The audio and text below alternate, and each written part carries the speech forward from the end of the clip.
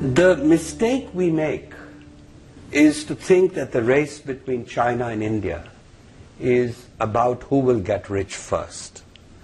Well, that's not the race, because both countries will turn into middle class countries, middle income countries. The race is whether India will fix its governance first or China will fix its politics first. And if they don't do that, both countries will get stuck in the middle income trap. What economists refer to is what happened in Latin America in the last 20, 30 years of the last end of the 20th century.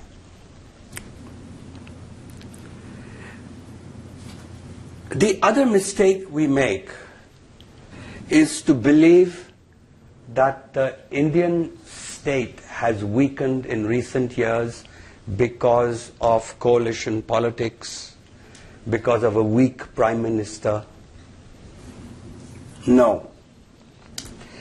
India's always had a weak state and a strong society, unlike China, which has always had a strong state and a weak society. Now you need both.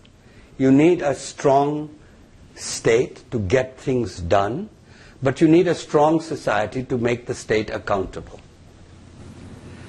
So this is why the history of India, it was a history of kingdoms, competing kingdoms, warring kingdoms, political disunity.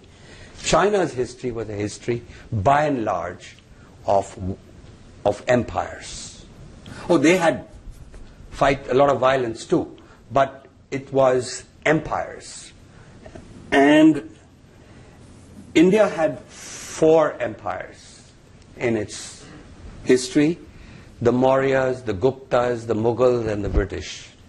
But all these 4 empires were weaker than most Chinese empires. In China, the emperor gave the law and then interpreted the law. In India, the law, meaning dharma, preceded the king, and the job of the king was to uphold dharma. And the interpreter of the law was the Brahmin. So very early on, in 6th century BC, you had created a liberal division of powers, which weakened the state. So, in India, oppression never came from the state, unlike in China, where oppression always came from the state. In India, oppression came from the Brahmins, from the society. And the answer to that oppression was the Buddha, the spiritual entrepreneur, the guru, who came along every few years. You have a new guru who comes along and takes you away from that oppression.